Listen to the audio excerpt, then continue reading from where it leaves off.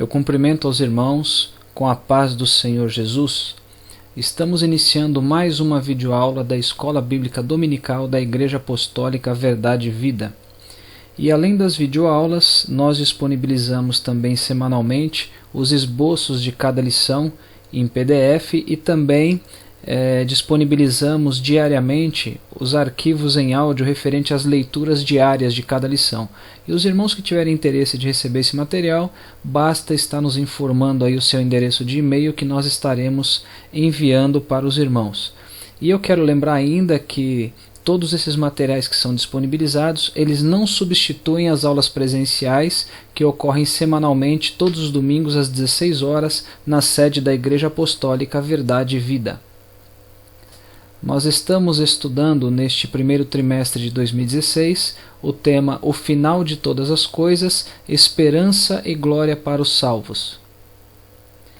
E a lição de hoje, ela é a penúltima lição deste trimestre, é a lição de número 12, que tem por título Novos Céus e Nova Terra. Bom, aqui nós temos novamente um diagrama bastante conhecido aí dos irmãos, que nós temos utilizado no decorrer do trimestre, onde ele contém os principais eventos escatológicos. E na última videoaula nós falamos aqui sobre este tema do juízo final, né? Sendo ele o último juízo que virá sobre a humanidade. E apenas para recordar, ele é o juízo referente à última dispensação, a sétima dispensação, que é a chamada dispensação do governo divino. E ainda para relembrar, após este evento, todos os que não tiverem seu nome escrito no livro da vida já terão sido condenados ao lago de fogo e enxofre, onde já estarão lá o anticristo, o falso profeta, Satanás e também suas hostes. A morte e o inferno não mais existirão, lembrando que com o fim do pecado a morte deixa de existir, uma vez que a morte ela é o salário do pecado.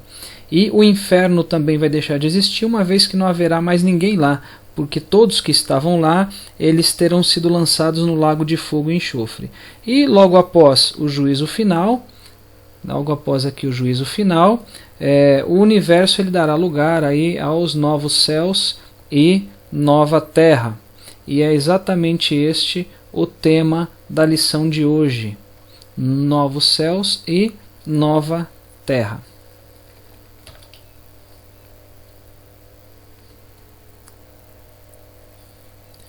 Muito bem.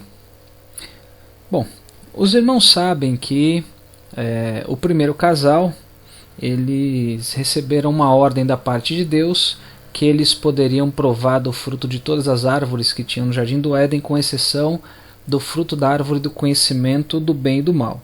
E os irmãos sabem que houve uma desobediência do primeiro casal, né? E com isso veio como consequência uma maldição. A maldição advinda do pecado da desobediência.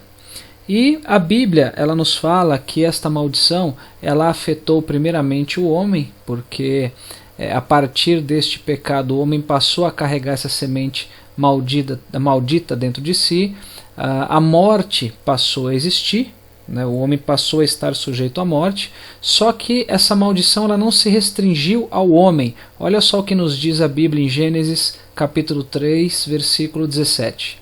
E a Adão disse: porquanto deste ouvidos à voz de tua mulher, e comeste a árvore de que te ordenei, dizendo, não comerás dela, maldita é a terra por causa de ti. Com dor comerás dela todos os dias da tua vida. Então aqui nós percebemos que essa maldição ela afetou toda a criação, inclusive a terra, inclusive a natureza. E nós veremos aí no decorrer da lição de hoje que essa maldição que foi decretada sobre a terra, ela só será plenamente desfeita quando Deus restaurar os céus e a terra. E haverá uma transformação, haverá um processo de purificação dos céus e também da terra. Somente neste momento que essa maldição será desfeita. E devido a esse pecado original, passou então a existir uma necessidade de restauração. Tá? Restauração, primeiramente, do homem. Né? Restauração do homem, porque ele passou a estar sujeito à morte e o pecado passou a habitar dentro dele, depois da desobediência. Mas não somente a restauração do homem, tem também, segundo aqui, a restauração da terra, porque, como nós já vimos, o pecado ele trouxe a maldição também sobre a terra, também sobre a natureza.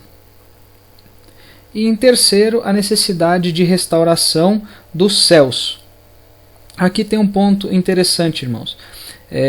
Existe a necessidade de restauração dos céus porque a Bíblia diz, lá em Efésios capítulo 6, versículo 12, que Satanás e as suas hostes espirituais da maldade, atualmente elas habitam nos ares, nos lugares celestiais. Então, a região celestial, nós vamos entender depois o que é essa região celestial, né, porque a Bíblia fala dos céus, a gente vai entender isso aí um pouquinho mais à frente. Essa região ela passou a estar corrompida também por causa da presença de Satanás e das suas hostes malignas.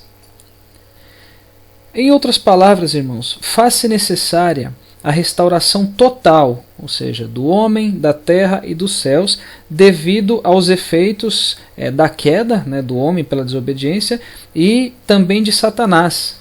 Então, faz-se necessária esta restauração total. Tanto por causa da queda de Satanás, né, que afetou aí, as regiões celestiais, quanto por causa da queda do homem no jardim do Éden. Enfim, nós concluímos então que, conforme comentado, faz-se necessário aí uma restauração, tá? Uma restauração completa. Então, como a gente comentou, primeiramente é necessária a restauração do homem. E essa restauração ela já foi feita através do quê? Através do sacrifício vicário de Jesus Cristo lá no Calvário, onde ele morreu em nosso lugar. A Bíblia nos afirma, lá em Efésios capítulo 2, versículo 1, que ele nos vivificou, uma vez que nós estávamos mortos em ofensas e pecados. Então, quando fala-se sobre restauração do homem, está falando aqui sobre a restauração da comunhão entre o homem e Deus, através do quê? Do sacrifício de Jesus. Mas como nós vimos, a necessidade de restauração ela não se restringe ao homem. Tem também a necessidade de restauração da terra, né? Uma vez que a terra ela também sofreu os efeitos do pecado e por isso ela necessita também ser restaurada da maldição, como nós vimos lá em Gênesis capítulo 3, versículo 17.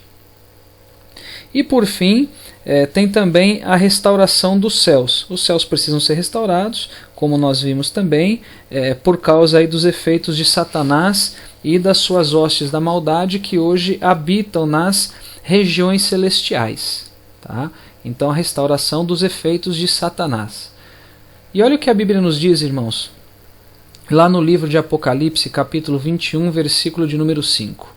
E o que estava sentado sobre o trono disse: Eis que faço nova todas as coisas. E disse-me: Escreve, porque estas palavras são verdadeiras e fiéis. Reparem que está aqui em vermelho, ó.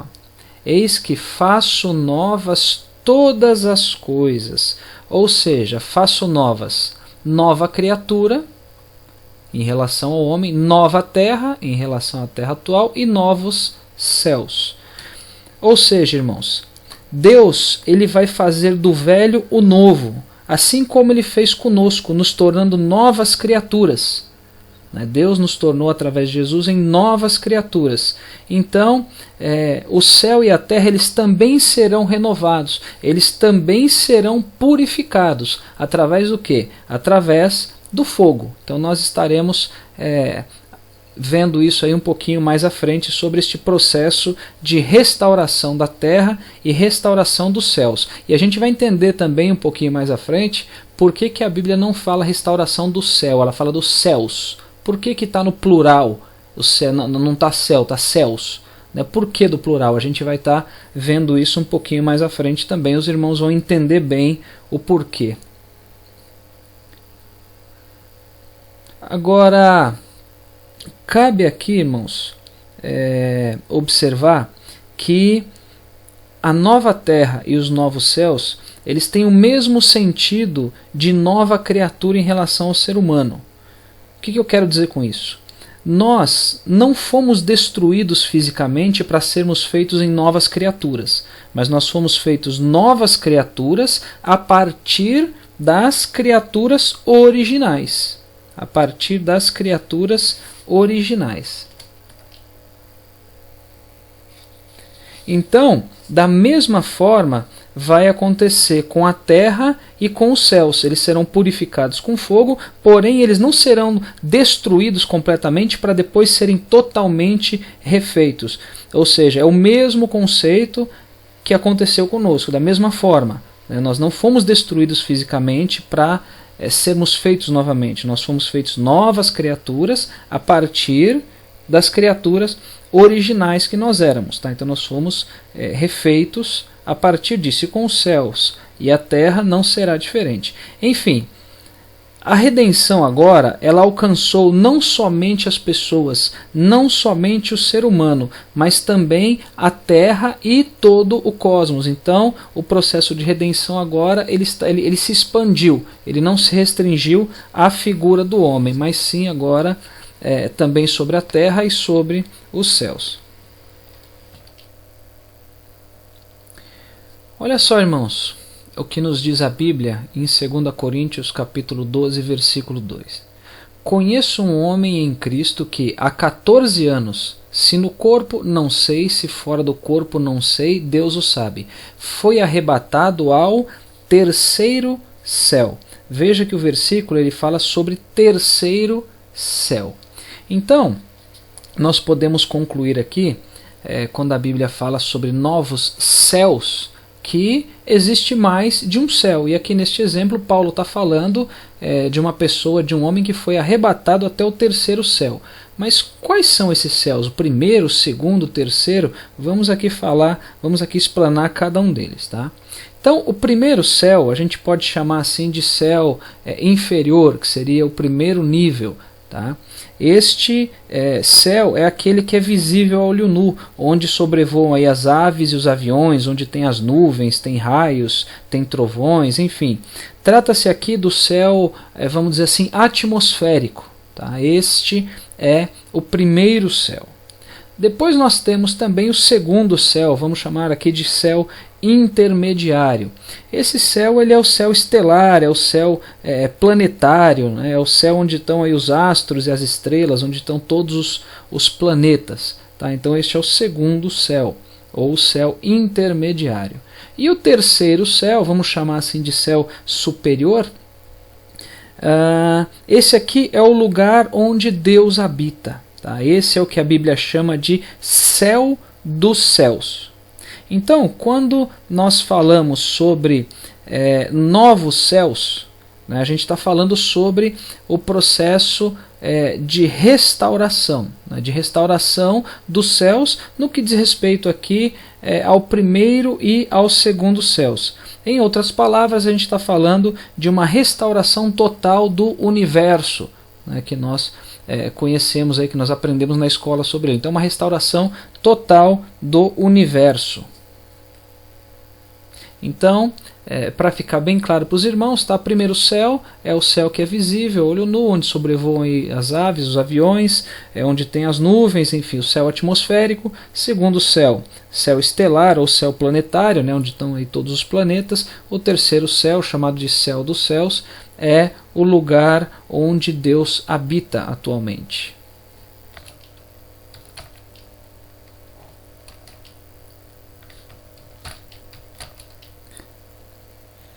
E quando eu digo que o terceiro céu é onde Deus habita atualmente, os irmãos vão entender depois o porquê.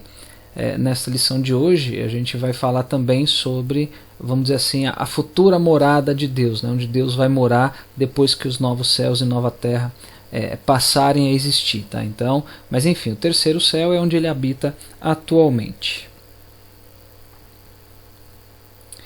Bom, 2 Pedro, capítulo 3, versículo 13, nos diz assim: Mas nós, segundo a sua promessa, aguardamos novos céus e nova terra em que habita a justiça. Tá? Então, nós, né, segundo o quê? Segundo a promessa de quem? A promessa de Deus. Nós aguardamos esta restauração do universo. Nós aguardamos os novos céus e a nova terra. E aqui está dizendo que é onde habita a justiça. Então Deus prometeu esta renovação, então nós aguardamos o cumprimento desta promessa. E a Bíblia nos diz, no versículo lido, que ali habita a justiça. Os irmãos sabem que as Sagradas Escrituras afirmam que nós temos que buscar primeiro o reino de Deus e a sua justiça. Justiça essa que, segundo o versículo que nós lemos, habita no novo céu e na nova terra.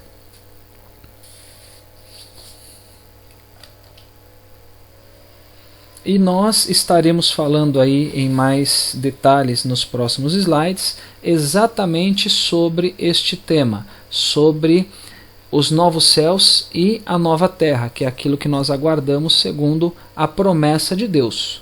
Tá? Então, vamos lá. Os versículos de Apocalipse que falam sobre os novos céus e nova terra, eles estão lá no capítulo 21, nos 8 primeiros versículos. Tá? Então estão aqui na tela para a gente ver. Diz assim a palavra do Senhor: E vi um novo céu e uma nova terra, porque já o primeiro céu e a primeira terra passaram, e o mar já não existe. E eu, João, vi a santa cidade, a nova Jerusalém, que de Deus descia do céu, adereçada como uma esposa ataviada para o seu marido.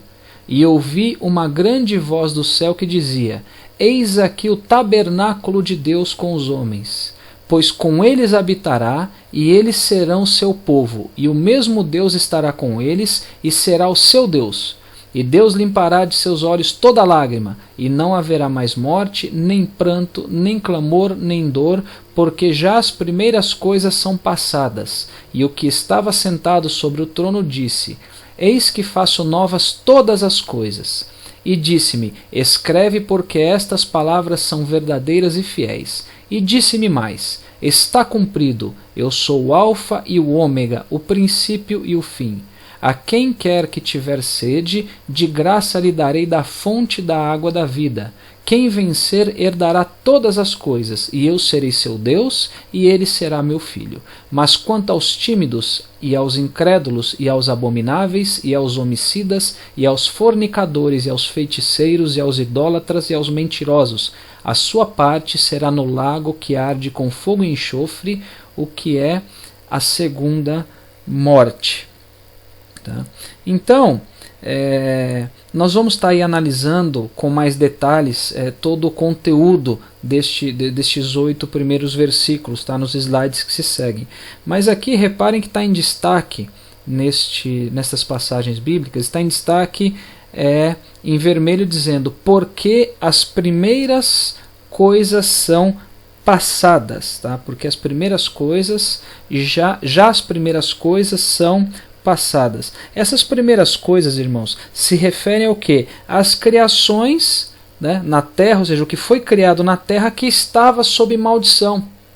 Então aqui já está fazendo uma referência ao fim da maldição, que a gente está falando sobre a nova terra, a terra restaurada, a terra que não está mais sob o efeito da maldição que foi consequência do pecado de desobediência de Adão e Eva. Então as primeiras coisas, ou seja, as criações na terra antiga, elas já são passadas, elas deixaram de existir.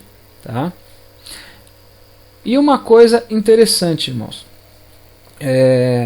nos versículos que foram lidos, nós conseguimos aí identificar, né, se a gente for analisar com calma, 12 bênçãos diferentes, referentes aí aos novos céus e nova terra. Então a primeira delas, Deus habitando conosco, nos diz lá o versículo 3 do capítulo 21.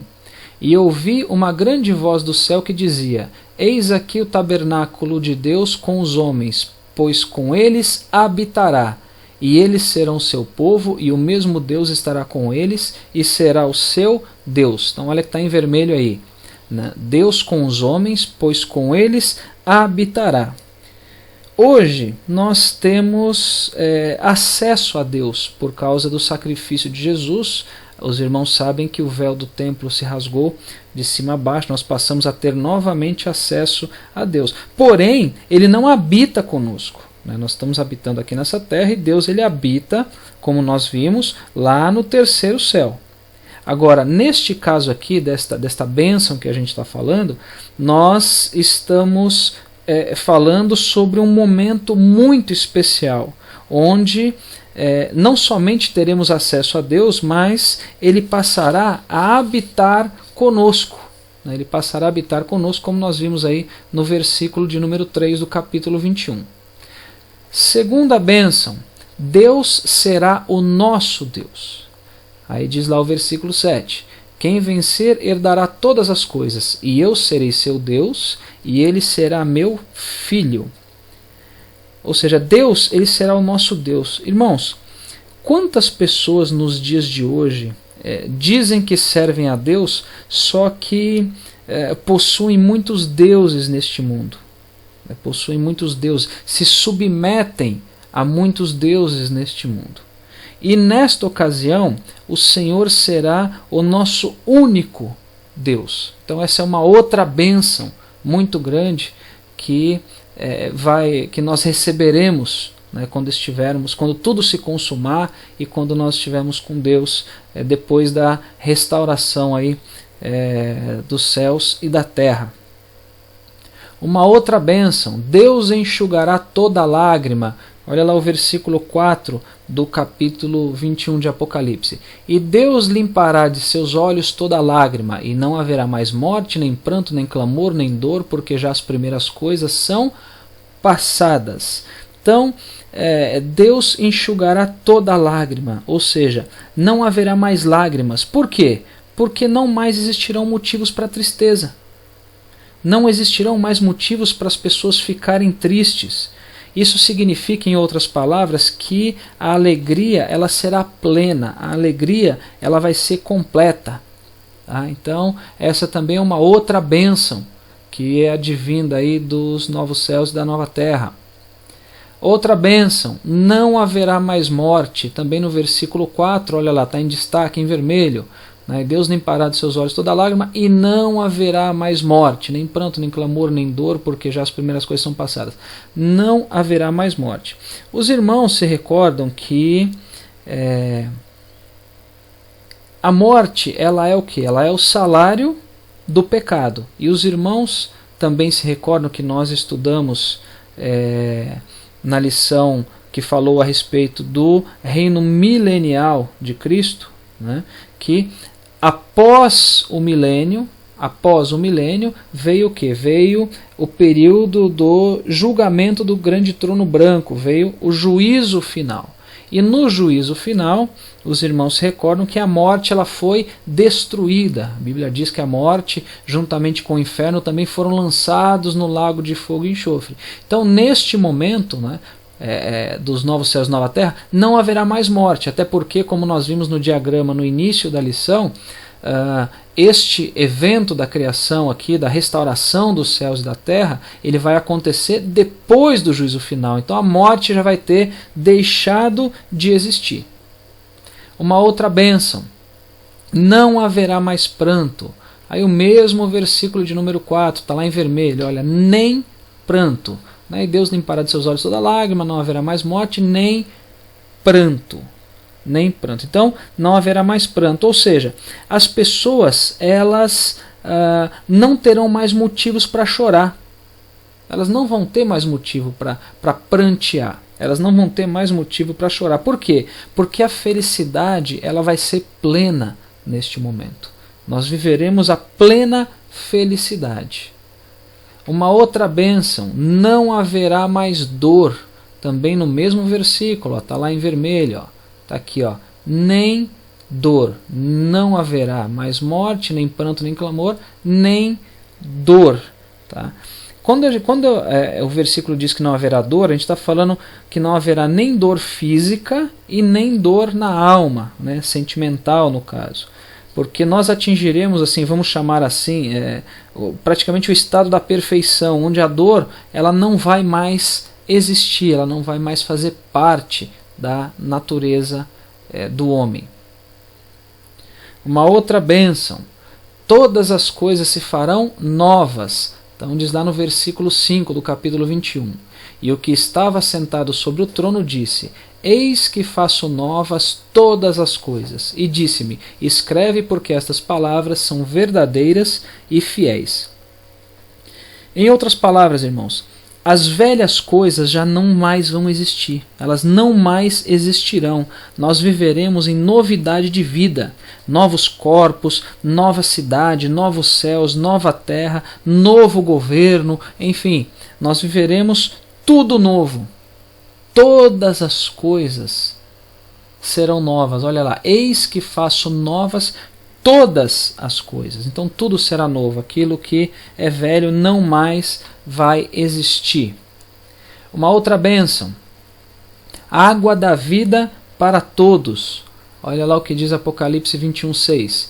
E disse-me mais: está cumprido, eu sou o alfa e o ômega, o princípio e o fim.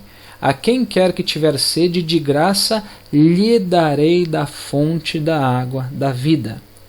Enfim, ninguém mais terá sede. Por quê? Porque o rio da vida ele vai estar dentro da cidade celestial. Ele vai sair do trono de Deus. Tá? Então ele vai saciar a sede de todos.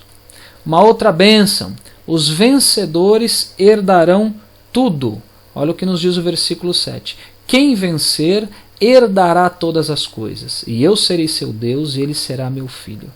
Quando este versículo diz quem vencer, significa quem chegar até o fim, quem não se corromper, quem se manter em obediência e fidelidade, ou seja, quem se mantiver salvo até o final, quem não perder a sua salvação. Né? Aqui lembrando, como exemplo aqui, a parábola das virgens, das 10 virgens, daquelas que foram prudentes. Tá? Então ele está dizendo que aqueles que vencerem herdarão todas as coisas, ou seja, os vencedores eles vão se tornar herdeiros. Isso significa que eles vão desfrutar de todas as bênçãos reservadas para este período, que é o período da manifestação do reino de Deus em sua plenitude. Tá? Então, todos os que vencerem vão desfrutar de todas essas bênçãos, de todas as coisas. Uma outra bênção aqui: eternamente filhos de Deus. Versículo 7, do capítulo 21 de Apocalipse. Quem vencer herdará todas as coisas, eu serei seu Deus e ele será meu filho. Tá? Muitos irmãos, atualmente, nos dias atuais, eles preferem ser, como nos diz a Bíblia Sagrada, filhos da desobediência. Tá? Porém, quando tudo se consumar, todos os salvos eles serão chamados de filhos de Deus. Filhos de Deus. Agora, os filhos da desobediência eles vão ter um outro fim. Né? Nós falamos sobre isso na lição de número 11, que falou sobre o juízo final. E eles terão outro fim, a gente vai falar um pouquinho também, só para relembrar um pouco mais à frente na lição de hoje também. Tá? Aí, nós vemos aqui uma outra bênção, que é a 11ª bênção: não haverá mais maldição. Olha lá, Apocalipse 22:8. E ali nunca mais haverá maldição contra alguém, e nela estará o trono de Deus e do Cordeiro, e os seus servos o servirão. Então, a maldição que havia sido aí decretada, vamos dizer assim, ela vai ter sido desfeita completamente com o quê? Com a instauração aí dos novos céus e da nova terra. E a 12ª bênção aqui, das bênçãos que nós relacionamos, nós estaremos livres dos infiéis. Tá? Então a Bíblia nos diz aí, Apocalipse 21:8. Mas quanto aos tímidos e aos incrédulos e aos abomináveis e aos homicidas e aos fornicadores e aos feiticeiros e aos idólatras e a todos os mentirosos, sua parte será no lago que arde com fogo e enxofre, o que é a segunda morte. Enfim, irmãos, nenhum ímpio vai estar nos novos céus e nova terra. Nenhum ímpio vai entrar na santa cidade. A gente vai ver um pouquinho mais à frente o que é a santa cidade. E nós vamos ver aí mais adiante quem são essas pessoas que nós estaremos livres deles, né? São aquelas pessoas que elas não herdarão o reino de Deus. Então a gente vai falar sobre cada uma dessas categorias, não somente com base no versículo 8 do capítulo 21 de Apocalipse, mas nós também faremos menção aí a outros versículos bíblicos. Então não se preocupem com esse ponto agora, que nós falaremos em mais detalhes um pouco mais adiante.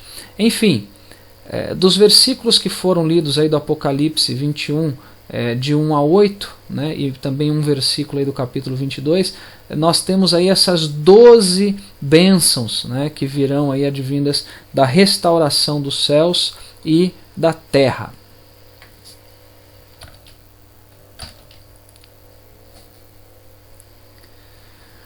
Muito bem, irmãos, uma nova cidade, ela está preparada para todos aqueles que são salvos, para todos aqueles que têm o seu nome escrito no livro da vida. Tá? Essa cidade é a chamada Nova Jerusalém. Quando nós estudamos na lição de número 10 sobre o milênio, nós falamos um pouco sobre a Nova Jerusalém. Hoje nós vamos detalhar aí um pouco mais sobre a chamada Cidade Santa. Mas de qualquer forma, essa cidade é onde os crentes vão habitar junto com Deus. Tá? E aqui nós vamos apresentar aí alguns dos nomes, pode-se assim dizer, dessa cidade, ou as maneiras como ela é chamada na Bíblia em diferentes versículos. Tá? Então o primeiro nome aqui é chamada de Santa Cidade. Olha o que nos diz a Bíblia em Apocalipse capítulo 21, versículo 2. E eu, João, vi a Santa Cidade, a Nova Jerusalém, que de Deus descia do céu, adereçada como uma esposa ataviada para o seu marido. Depois, irmãos, nós vamos ver um pouco mais à frente sobre este ponto aqui do versículo que diz que ela é adereçada como uma esposa ataviada para o seu marido. Tá? Não se preocupem com isso agora. A gente está falando por enquanto sobre os nomes desta cidade de Deus, da Nova Jerusalém. Então ele está dizendo aqui nesse versículo que ela é chamada de Santa Cidade. Por que Santa Cidade? Ela é santa porque ali a Bíblia nos diz em Apocalipse 21, 27 que ali não vai entrar coisa alguma que a contamine. Não vai entrar nada que possa contaminá-la. Então ela é uma cidade santa. Ela também é chamada de Nova Jerusalém. Nova Jerusalém. O mesmo versículo é o versículo 2. Ó, e eu, João, vi a santa cidade, a Nova Jerusalém, que de Deus descia do céu, adereçada como uma esposa ataviada para o seu marido. A Nova Jerusalém. Ela tem esse nome devido a ser uma nova moradia. Tá? É a chamada novidade eterna. Por que eterna? Porque ela não vai deixar de existir com o tempo, ela não vai se consumir pelo tempo. Então ela também é chamada de Nova Jerusalém. Um outro nome, Tabernáculo de Deus, está lá em Apocalipse 21, 3. E ouvi uma grande voz do céu que dizia: Eis o tabernáculo de Deus com os homens, pois com eles habitará, e eles serão seu povo, e o mesmo Deus estará com eles, e será o seu Deus.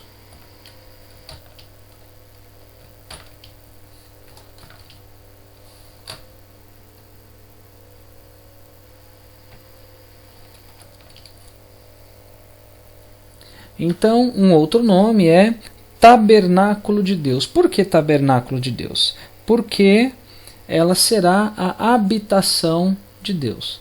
Os irmãos se recordam que nós comentamos, quando a gente falou do terceiro céu, que é a atual habitação de Deus. Por quê? Porque quando tudo se consumar, Deus ele vai passar a habitar onde? Na Nova Jerusalém. Por isso que ela é chamada de tabernáculo de Deus.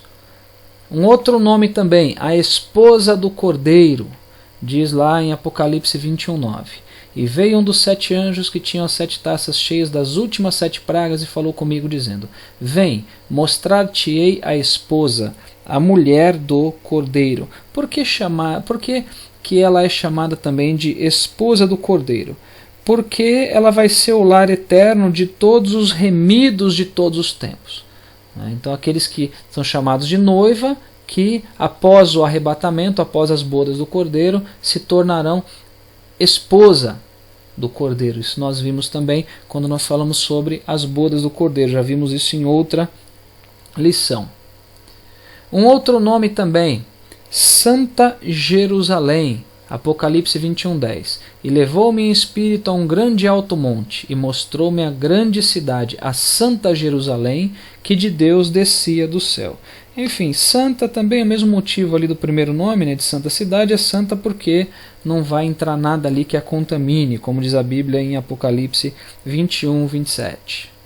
Um outro nome, Jerusalém Celestial. Hebreus 12:22 diz assim: Mas chegastes ao monte Sião e à cidade do Deus vivo, a Jerusalém Celestial, e aos muitos milhares de anjos.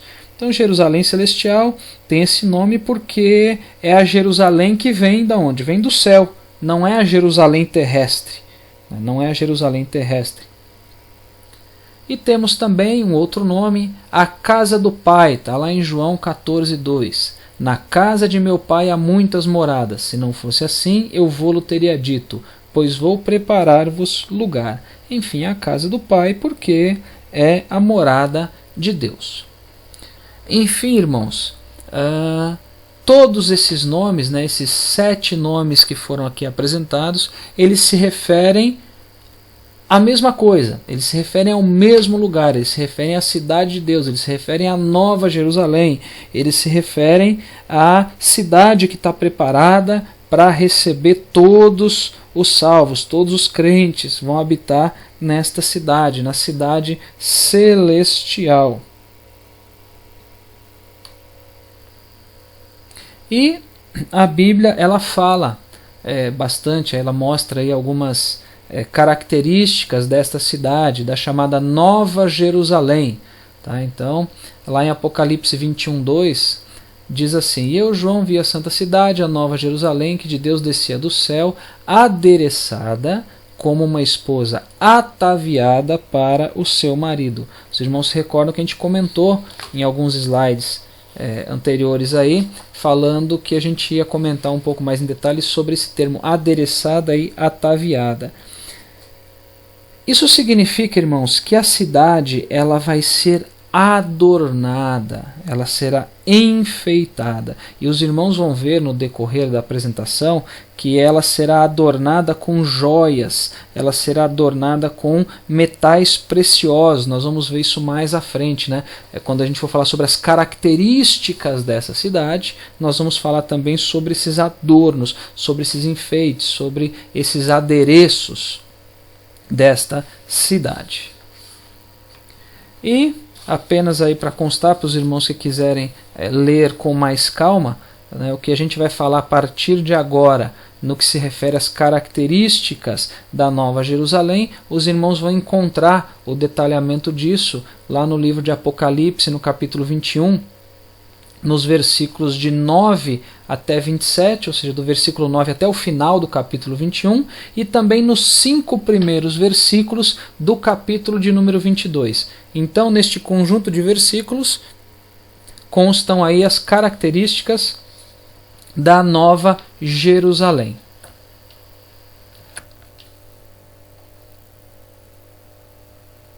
Bom, vamos então agora a alguns detalhes sobre a Nova Jerusalém. Os irmãos sabem que na lição de número 10 nós falamos um pouco sobre a Nova Jerusalém, nós comentamos aí um pouquinho sobre as características e hoje nós vamos estar aprofundando um pouco mais sobre os predicados, aí, sobre as características da chamada Cidade Santa, da chamada Nova Jerusalém. Tá? Então, nós vimos aí na lição de número 10 que durante o milênio, a Nova Jerusalém ela vai descer dos céus, mas ela vai ficar onde? Ela vai ficar nos ares, tá? Ela vai ficar nos ares sobre a Jerusalém terrestre, ou seja, ela vai descer, mas ela não vai tocar na terra. Nós até usamos um exemplo na lição de número 10, que é como se ela ficasse, assim, só para efeitos de ilustração, é como se ela ficasse como um satélite, né, na órbita terrestre aí, acima da Jerusalém terrestre. Enfim, ela vai descer, mas ela não vai tocar na terra.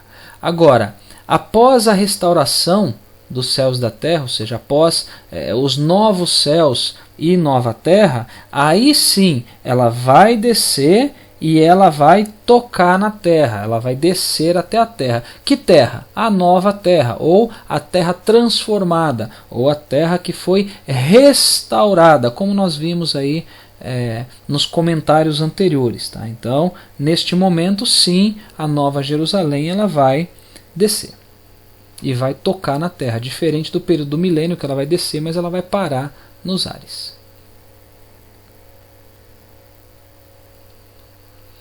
Bom, como eu comentei, nós vamos falar agora sobre algumas características da Nova Jerusalém. A gente vai falar aqui nesse slide sobre os formatos e as medidas. Os irmãos reparem que a perfeição no formato. Tá? Aqui tem uma ilustração de como seria aqui o formato da Nova Jerusalém. Aqui nessa foto, inclusive, está mostrando ela acima aqui da Jerusalém terrestre.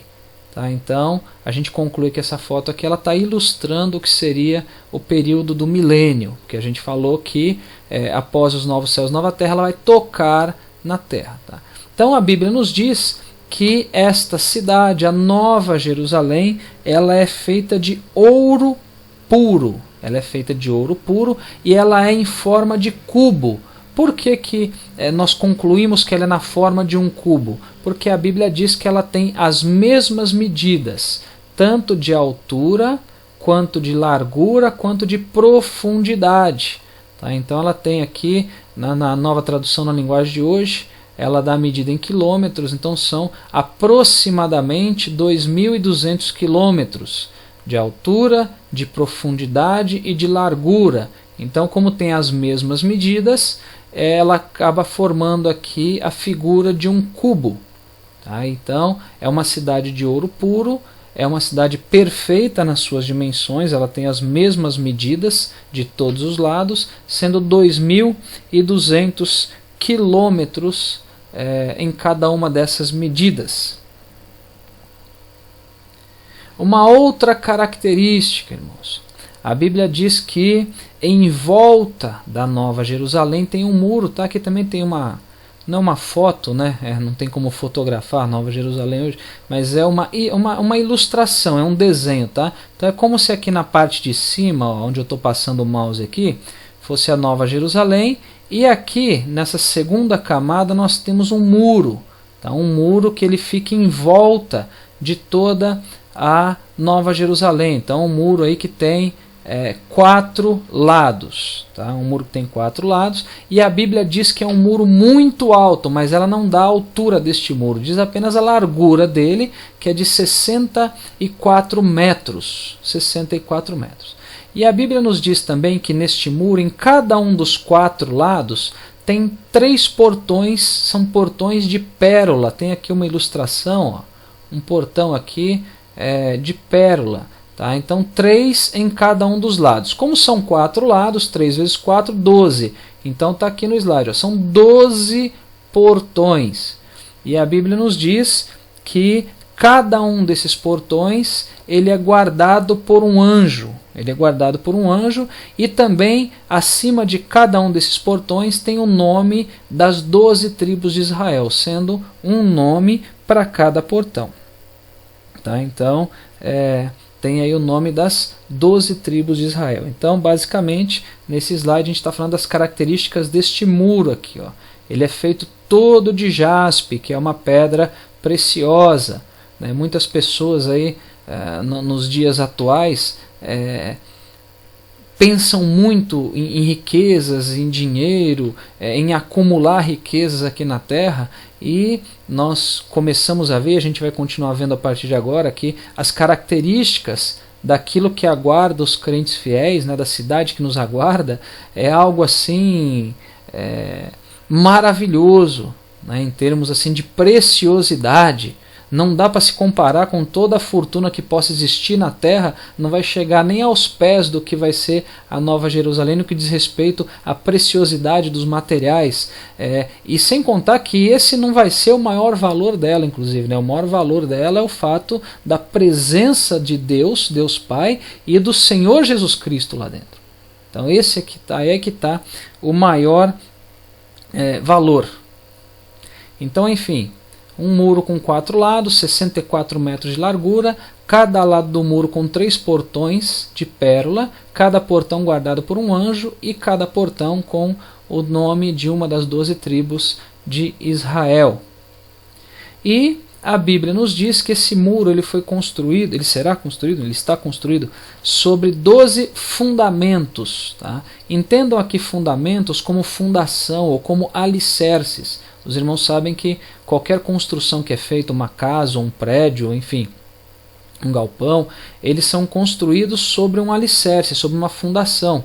E a fundação ela é muito importante, porque ela que vai suportar o peso, ela tem que ser muito bem feita para suportar toda a estrutura que virá acima dela.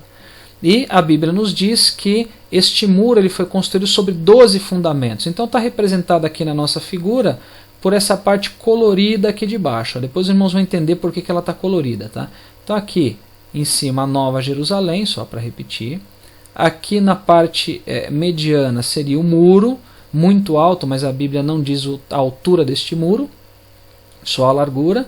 E aqui embaixo seriam os alicerces, seriam os 12 fundamentos. Tá? E a Bíblia nos diz que esses fundamentos eles têm em cima de cada um deles o nome dos 12 apóstolos do Cordeiro. Então cada fundamento tem o nome de um apóstolo. Tá? E o nome dos 12 apóstolos nesses fundamentos representa o quê? Representam a Igreja de Cristo como coluna e firmeza da verdade, como nos diz lá 1 Timóteo 3,15.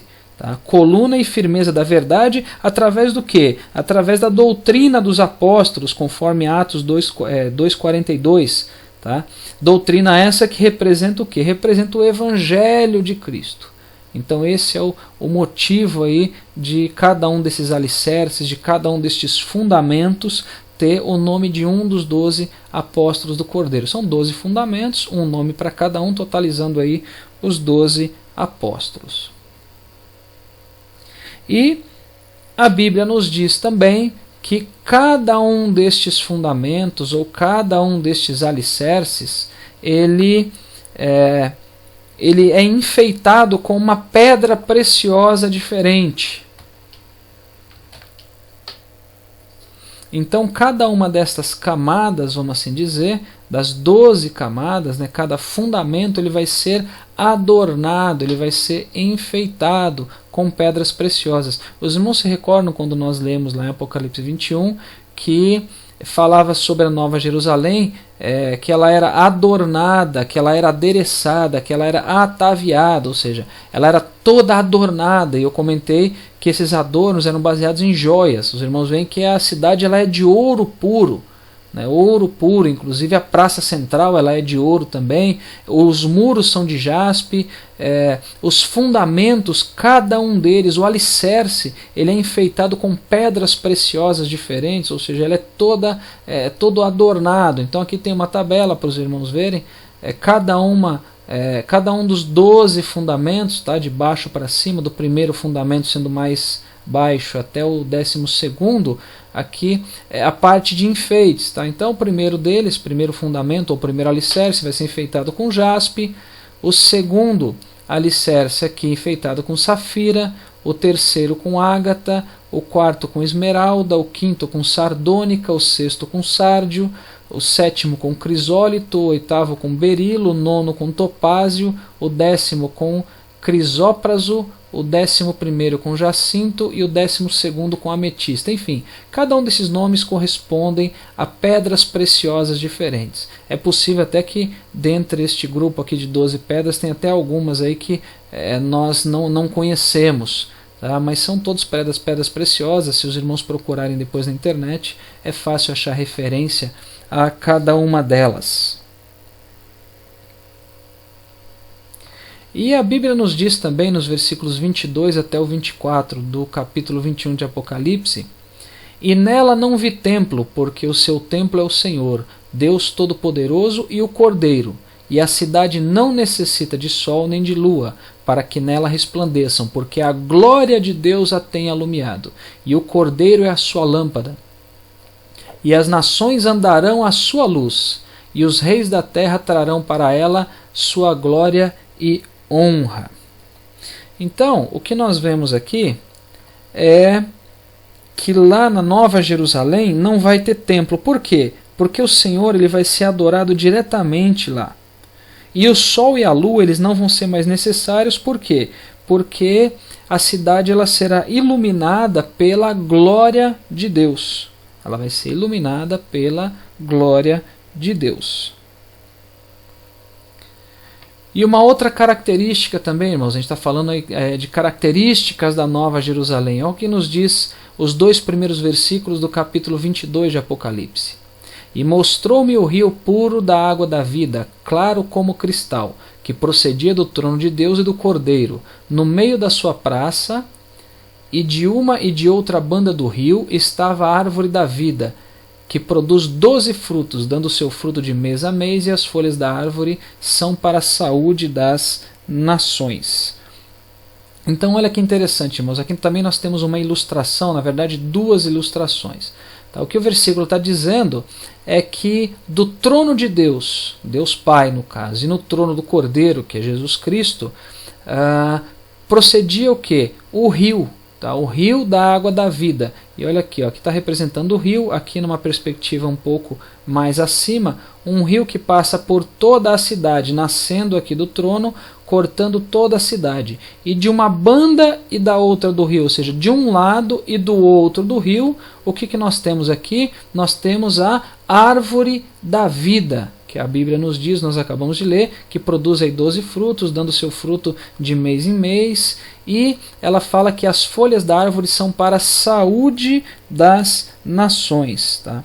Aqui, irmãos, existem linhas de pensamentos diferentes quando se fala aí dessas folhas da árvore que são para a saúde. Tá? Essa saúde das nações ela pode também ser uma alusão a Ezequiel 47:12, porque nós não entendemos que vai haver enfermidades lá na Nova Jerusalém. Aqui nós entendemos que está enfatizando que a água da vida ela produziria saúde e forças onde quer que ela passasse. Então está falando aqui mais das características deste rio e das características dessa árvore do que efetivamente falando sobre qualquer enfermidade que possa haver lá. Então nós entendemos dessa forma, mas, como eu comentei, existem linhas de pensamentos diferentes sobre isso.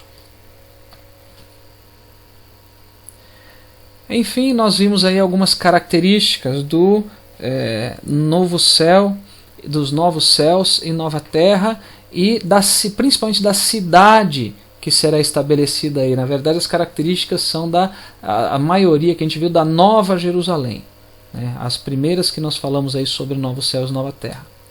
E um outro ponto também que nós analisaremos agora está lá nos versículos 3 a 5 do capítulo 22 de Apocalipse, que fala sobre a perfeição. Nós veremos qual a abrangência desta perfeição. Tá? Então nós vamos ler aqui o versículo e vamos fazer a meditação em cima deles. E ali nunca mais haverá maldição contra alguém. E nela estará o trono de Deus e do Cordeiro, e os seus servos o servirão. e verão o seu rosto, e na sua testa estará o seu nome. E ali não haverá mais noite, e não necessitarão de lâmpada nem de luz do sol, porque o Senhor Deus os alumia, e reinarão para todo o sempre. Então aqui nós estamos falando sobre perfeição numa série de aspectos, tá? Então primeiramente aqui, ó, acompanhando no quadro aqui do lado, ó, perfeição, vai ter uma santidade perfeita. Por que santidade perfeita? Olha que o versículo diz que não vai haver mais maldição. Tá? Lembrando que o pecado trouxe a maldição. Não vai haver mais maldição porque não haverá mais pecado. E se não tem mais pecado, a santidade, ela existe, ela impera, ela existe de forma perfeita. Então a santidade ela será perfeita. E não somente a santidade, mas o governo também será perfeito. O versículo diz que nela estará o que? O trono de Deus e do Cordeiro, Deus Pai e Jesus Cristo no caso, Deus Filho.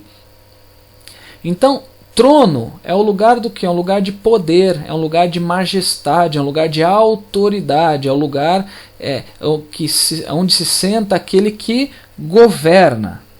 E os irmãos sabem que todas as tentativas humanas de governar a terra fracassaram. Fracassaram e vão continuar fracassando. Agora, na Nova Jerusalém, o Senhor ele vai exercer, vamos dizer assim, o governo perfeito. Na Nova Jerusalém, nós lemos no versículo, ali estará o que? O trono de Deus e o trono do Cordeiro. Então o governo ele vai ser perfeito. Não vai mais existir desordem, não vai existir insatisfação, não vai existir injustiça. Enfim, vai ser um governo completamente teocrático. Vai ser um governo exercido por Deus Pai e por Deus Filho. Depois nós temos também aqui, ó, o terceiro item, ó, serviço perfeito. Olha, a Bíblia diz, e os seus servos o servirão. Então os servos eles vão servir quem? Vão servir a Deus.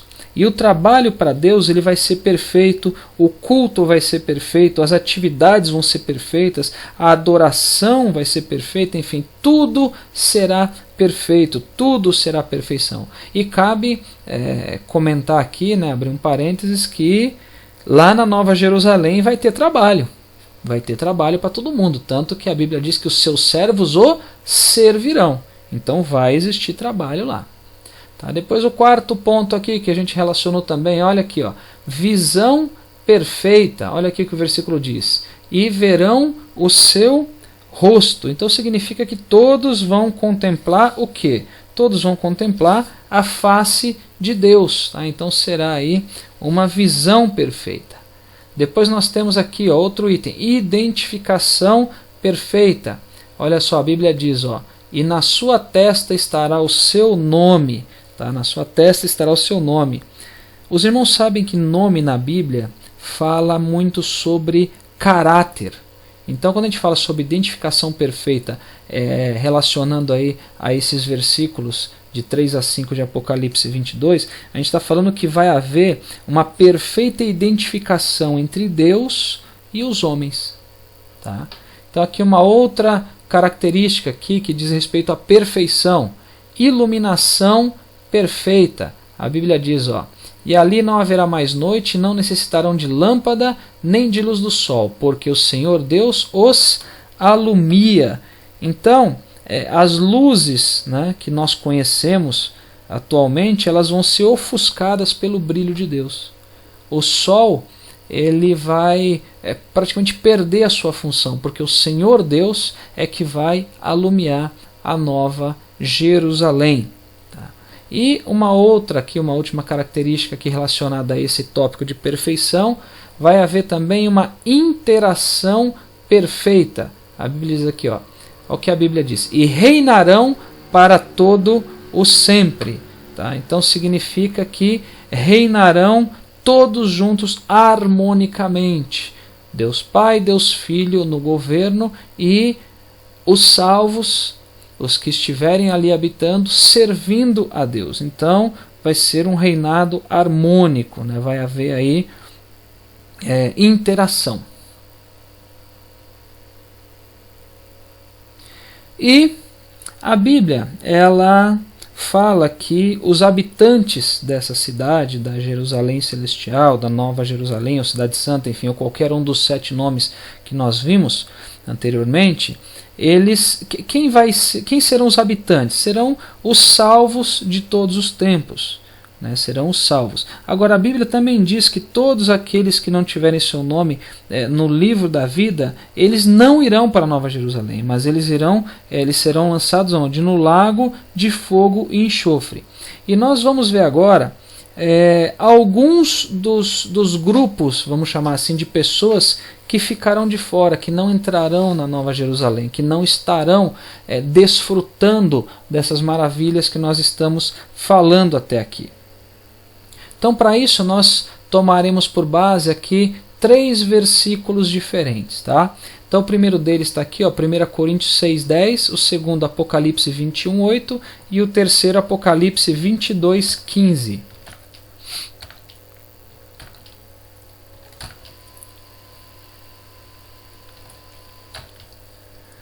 Bom, começando então com 1 Coríntios 6,10. Não erreis, nem os devassos, nem os idólatras, nem os adúlteros, nem os efeminados, nem os sodomitas, nem os ladrões, nem os avarentos, nem os bêbados, nem os maldizentes, nem os roubadores herdarão o reino de Deus. Agora Apocalipse 21,8. Mas quanto aos tímidos, e aos incrédulos, e aos abomináveis, e aos homicidas, e aos fornicadores, e aos feiticeiros, e aos idólatras, e a todos os mentirosos, a sua parte será no lago que arde com fogo e enxofre, o que é a segunda morte. E por último, Apocalipse 22,15, ficarão de fora os cães e os feiticeiros, os que se prostituem, e os homicidas, e os idólatras, e qualquer que ama e comete a mentira. Então, nós vamos ver agora, de uma forma assim resumida, a categoria essas categorias de pessoas que vão ficar de fora conforme os 3 versículos que foram lidos. Tá? Então a gente vai passar aqui rapidamente por vários grupos. Primeiro, a gente leu em 1 Coríntios 6,10 que fala sobre os devassos. Os devassos ficarão de fora. Quem são os devassos, irmãos? Devassos são aqueles que são imorais, aqueles que são libertinos, aqueles que praticam lascívia, aqueles que são totalmente carnais. Estes são os devassos. E estes não vão estar na Nova Jerusalém. Estes fazem parte do grupo, aliás, todos os que eu vou comentar neste slide fazem parte do grupo que será lançado no lago de fogo e enxofre. Por quê? Porque não terão seu nome escrito no livro da vida. Então eles serão condenados, eles estarão no tormento eterno. Então todos eles que a gente comentar a partir de agora vai ser assim. Então enfim, os devassos são os imorais, os que praticam lascívia, os libertinos, enfim, estarão fora. Depois nós falamos também sobre os idólatras. Tá? Quem são os idólatras? Isso aqui está fácil. São aqueles que praticam idolatria. São aqueles que praticam idolatria, ou seja, aqueles que prestam culto ou que prestam homenagem a ídolos. Agora, irmãos, quando se fala de idolatria, a maioria das pessoas associa apenas com o ato de cultuar ou reverenciar imagens. Só que a idolatria ela vai muito além disso. Tá? Existe inclusive muitos cristãos que são idólatras também.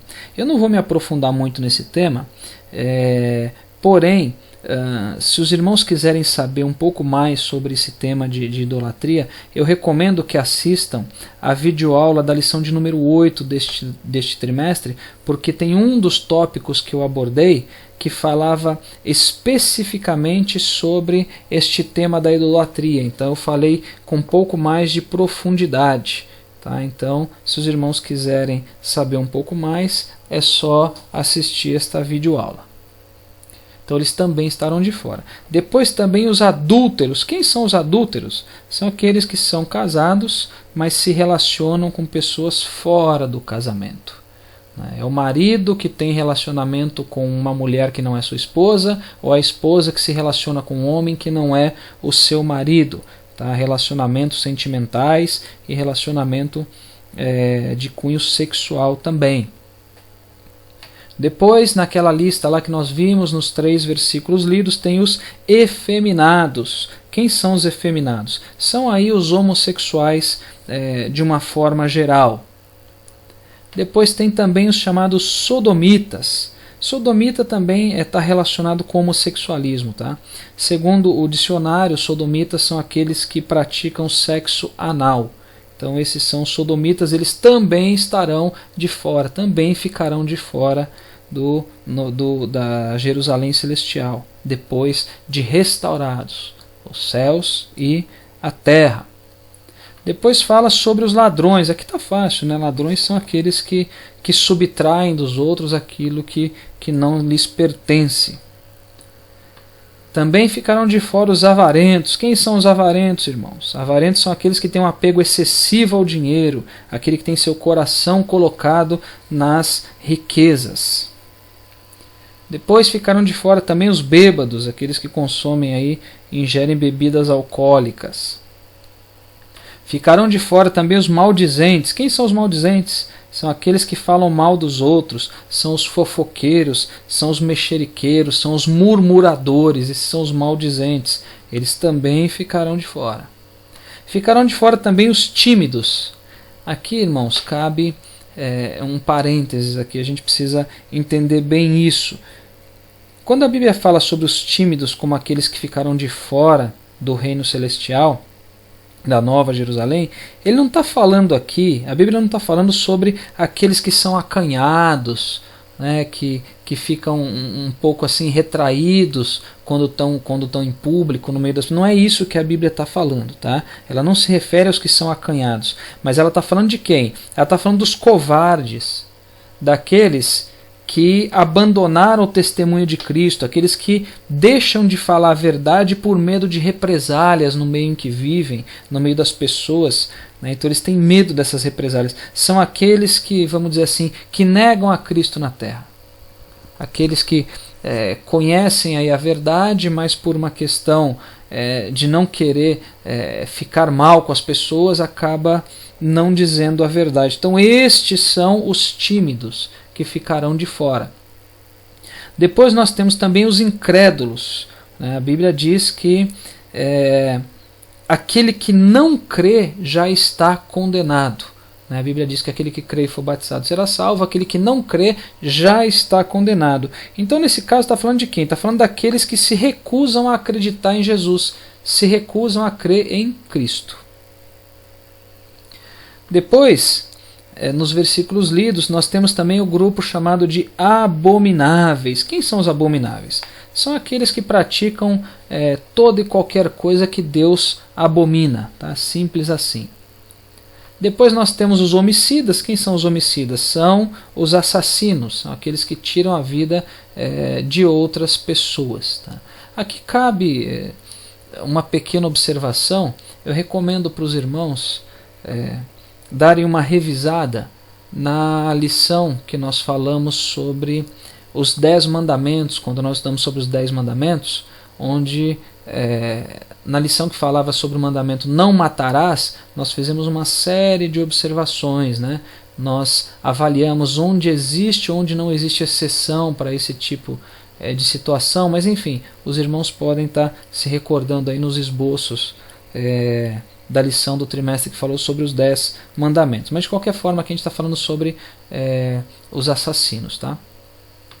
Aí tem também os fornicadores. Quem são os fornicadores? São todos aqueles que têm relações íntimas, que têm relações sexuais antes do casamento. Tá? Equivale aqui aos adúlteros, só que não casados.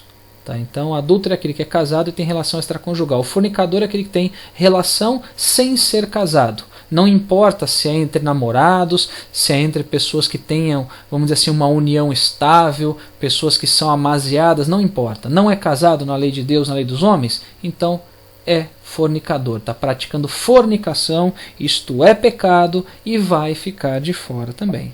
Muitas pessoas falam, mas nós já moramos juntos, nós nos amamos, nós temos aí, perante a lei dos homens, a gente tem os mesmos direitos. Então, tá bom, mas se ama tanto, e se está tão próximo aí do que tem que ser, por que não casa? Por que não acerta a situação diante de Deus? né? Então tem que tomar cuidado com isso. Outro grupo também que ficará de fora, o grupo dos feiticeiros. Aqui também está fácil, né, irmãos? São aqueles que praticam obra de feitiçaria, de bruxaria, de consulta aí aos mortos, enfim, questões desse gênero. Ficarão de fora também os cães. Tá? Os cães quem são? Os cães eles representam os maus obreiros. Em algumas passagens bíblicas diz respeito também àqueles que profanam as coisas sagradas, ou seja, aqueles que não têm reverência diante de Deus da sua obra. São aqueles também que se enquadram naquele grupo que é citado por Jesus lá em Mateus 7, de 21 a 23. Depois os irmãos podem dar uma consultada lá. Tá? Então, a gente está falando de cães, está falando dos maus obreiros. Outro grupo que também ficará de fora são aqueles que se prostituem. Quem são os que se prostituem? São aqueles que cometem imoralidades sexuais. Aqui quando a gente fala de se prostituir, a gente não está falando somente daquelas pessoas que praticam relação sexual em troca de dinheiro, tá? Que vivem disso. Não é isso que eu estou falando. Também está nessa categoria, mas não se restringe somente a essas pessoas. Tá? Então os que se prostituem são todos aqueles que cometem imoralidades sexuais. Tá? Então aqueles que praticam adultério, fornicação, homossexualismo, lesbianismo, bestialidade, enfim, todos eles estão neste grupo aí dos que se prostituem. Depois tem também quem ama e comete a mentira. Os irmãos sabem que, conforme nos diz a Bíblia em João 8,44, o diabo ele é o pai da mentira. A única coisa que Satanás criou foi a mentira. Ele não criou mais nada, somente a mentira. Então por isso que a Bíblia diz que ele é o pai da mentira.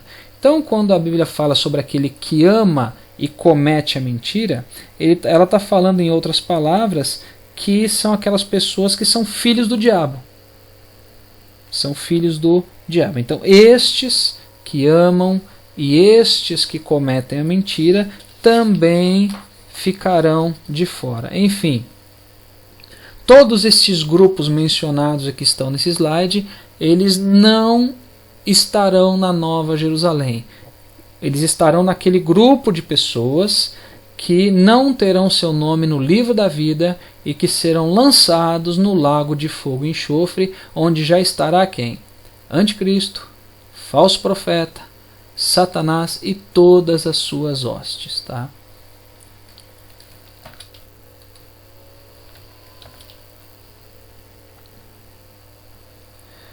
Bom, e para terminar, irmãos, nós temos aqui a nossa conclusão. Após o juízo final, o universo dará lugar a um novo céu e uma nova terra. Nós falamos sobre isso. A Nova Jerusalém é a cidade celestial que foi feita para ser o local onde Deus habitará conosco. Irmãos, nós não podemos nos esquecer que nós estamos aqui somente de passagem. E por isso, irmãos, nós não podemos perder o nosso foco com as situações às quais nos deparamos durante nossa caminhada nessa vida.